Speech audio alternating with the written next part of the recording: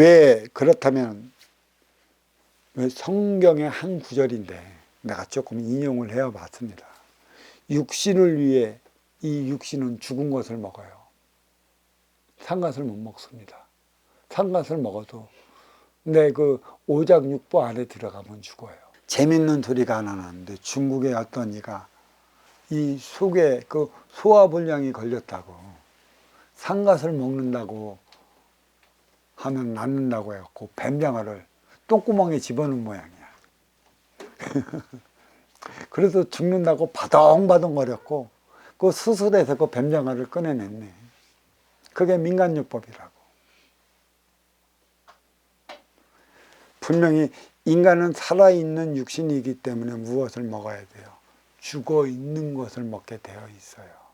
하지만 이 입으로 먹는 육생양은 그런 것이고 귀로 먹는 정신양은 살아있는 것을 먹어야 돼요.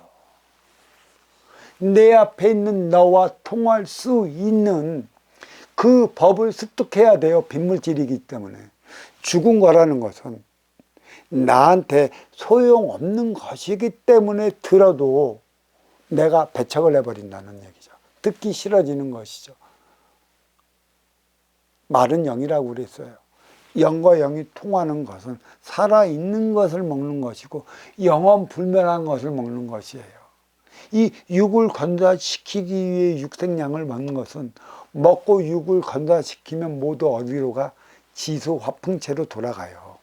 나밖에 모르는 정신양을 먹으려 든다면 그것도 또한 죽은 빈물질 차원의 에너지를 먹는 것이라. 그래서 인간 세상 나밖에 모르며 살아가는 것이에요. 입으로는 내 몸에 좋은 것만 그렇게 먹어놓고 입으로 뱉을 때는 사랑스러운 말 한마디 안 나오고 내 앞에 있는 가슴을 헤집는 그런 뼈아픈 소리만 해대는지 나는 모르겠습니다. 이게 정신양이에요. 정신양은 살아있는 것을 먹어야 되는 것이고 살아있는 대안을 먹어야 하는 것이고 그거는 분명히 상생이에요. 상생은 살아있는 것이에요. 상생은 선순환의 시스템을 이룰 때만이 이루어낼 수 있는 상생이고 천이 지를 낳고 천지가 인을 낳듯 선순환 위에서 먼저 주고 돌아가게끔 만들어 놔야 하는 게 선순환의 시스템인 것이죠. 그래 우리는 이 입으로도 죽은 걸 먹고 귀로 더도 너의 생각에 맞춰누 이 죽은 것만 먹고 받아들여 내가 체면에 걸려 있기 때문에 우리는 삼의 지옥에 빠져 살아간다 이렇게 얘기할 수 있습니다. 삼의 지옥에 빠져 살아가는 거예요.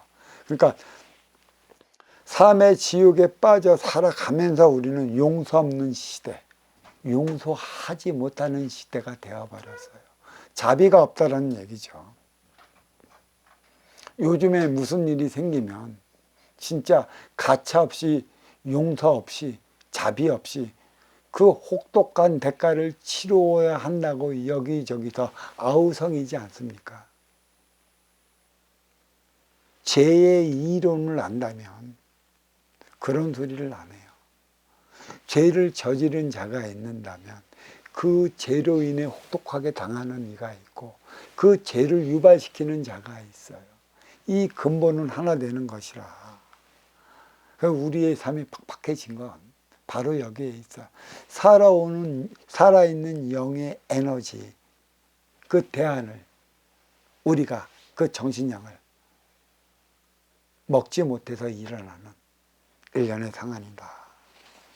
그래, 대자연은 말합니다. 너희들은 내가 지금까지 법을 찾은 게 아니고 수를 찾아 헤매었다. 또 도를 찾으러 든 게 아니고 요행만을 구하러 들었다. 진리를 찾기보다는 논리에 젖어 살았다. 빈물질 차원 저승은 그리에서 출현의 세계 뺏기는 안 돼요. 물질이 있어야만이 그 이론을 만들어 그 증명이라도 하는데 빈물질 차원은 보여지질 않아요. 각자 근기마다 보여지는 세계. 하근기는 하근기로 보여지는 거고, 중근기는 중근기로 보여지는 거고, 상근기는 상근기로 보여지기 때문에 저마다 보여지는 저승의 그 상황이, 위계가 달리 나타나는 것이에요. 하지만 물질 차원은 물질이 있어 이 이승은 언제든지 증명이 가능한 것이죠. 무엇으로 인해 증명이 가능해? 물리학으로, 법칙으로 만들어내서 증명을 일으킬 수밖에 없는데, 결론은 인계가 인육을 벗어 던져버리면 빈물질 차원 저승으로 돌아간다는 것이고, 무의미 없는 것이라.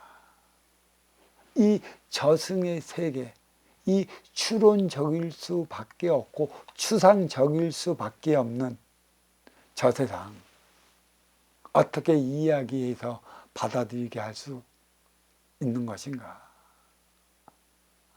이 문제가 이거 선지자들, 종교적 지도자들이라고 자처하는 이들이 해결해 나가야 하는 그 문제라는 것인데, 문제는 종교는 없어요. 신앙의 법도에 정신량을 부과시켜 최고로 맞이하는 그 최상위의 법도는 이 지상에는 자리하지 않았어요. 신을 흠모하는 신앙만이 난무한 것이죠.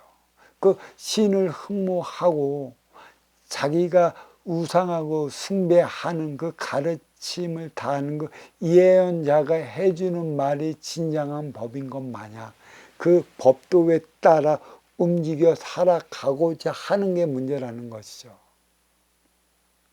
인간이 한번 글을 만지고 인간이 계속 논리적 사고로서 그 글을 확장시켜 나가면 그 신의 진정성과 가까이 가지 못하면 논리로 변해버려요. 맞는 게 없어지는 것입니다. 그래서 지금은 신냉전 시대가 도래한 것은 다른 게 아닙니다. 신들이 너무 난무해요. 온갖 신들, 온갖 우상들이 너무 난무하고 있어요. 그래서 자기가 숭배하는 예언자가 최고라. 그 예언자가 했던 그 법이 최고인 줄 알고 있는 거예요. 그래서 거기에 묶여져 있어. 한 뜸도 더 나아가지 못하고 있는 것이죠. 그러니까 신들이 난무하면 저마다의 논리가 난무하는 것이라. 대환란의 시대를 맞이한 것도 육생의 신앙의 정신량을 부과시켜 인생의 종교로 세우지 못한 것에 있는 것이에요. 그 자리에서 정신량을 부과시키면 진정한 하늘의 에너지, 천지 하나님의 에너지를 받은 그 법은 빛날 것이고, 지기에 맞췄누, 하늘에서 내려오지 않고 지기의 생각적 차원에 맞췄누, 그리고 자기 자신의 대신들, 우상들로 비롯된 것은 읊어가지 못한다는 사실을 알아야 하는데, 그러한 사실을 언제나 하나 망해갈 때 아는 것이고, 인연이 찾아오지 않을 때 아는 것이고, 또 어떠한 기운도 실력도 행사하지 못할 때서나 아는 것이라. 때는 이미 늦은 것인 것이죠. 그 육생량 물질에 물질만을 부과시키면 양양상충이 일어날 것이요, 정신량 비물질에 비물질만을 부과시키면 음음상국이 일어날 것이라. 1대 36년, 3대 108년, 2020 전후가 하나 되는 통일의 원년인데도 불구하고 여기에 대해 준비해 나가지 못하고 있음, 이 답답함을 어떻게 얘기해야 될지 모르겠습니다. 남북은 운용의 주체 중심잡이로서 생사여탈 정신량을 담당해요. 지금 남북은. 이 동서는 활동의 주체 생장수장으로서 천변만화를 일으키는 육생량을 담당하고 있다는 것이죠. 결국 활동의 주체 동서가 하나가 될 때 운용의 주체 남북이 하나가 되는 것이에요. 이게 아주 중요한 사안이고, 다시 말해, 동서 활동유체 육색량에 남북 운용유체 정신량을 부과시켜 나가야 한다는 것이에요. 결국은 뭐예요?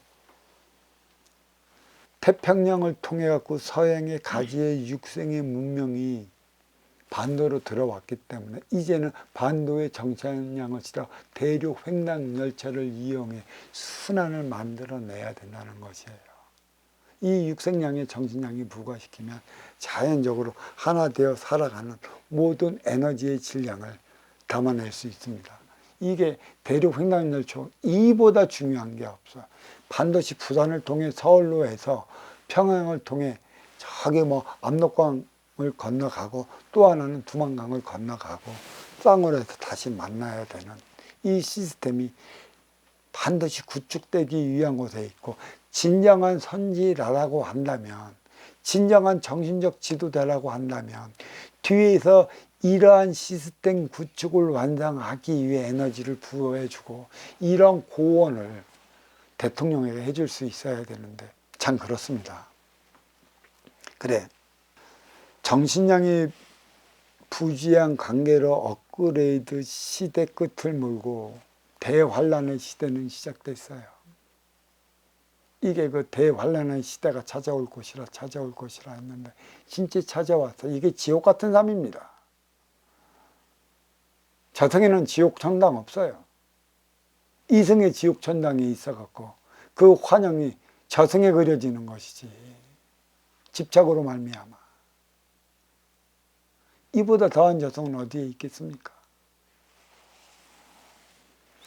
분명한 건 코로나19 시대가 저물어 가요. 왜 그러면 우리 만백성이 마스크를 끼고 살았는가? 입을 닫으면 귀가 열려요. 눈이 보여요. 남의 소리를 듣는다면 왜 세상의 흐름이 일이 되는지 나는 알고 있고요. 귀를 통해 내 생각적 작용이 움직인다는 얘기죠. 그 대안을 만들기 위해 스스로 눈으로 먹고 귀로 먹으면 나중에는 이 에너지가 높은 그러한 이들은 자연적으로 그게 정립이 돼갖고, 이때는 이런 게 필요한 건데 이러한 시스템이 부족한 것이구나. 그걸 알았다면 이 시스템을 어떻게 적용시켜 나가야 할 것인가, 또 이 대안을 만들기 위해 또 머리 싸매요. 깨달음은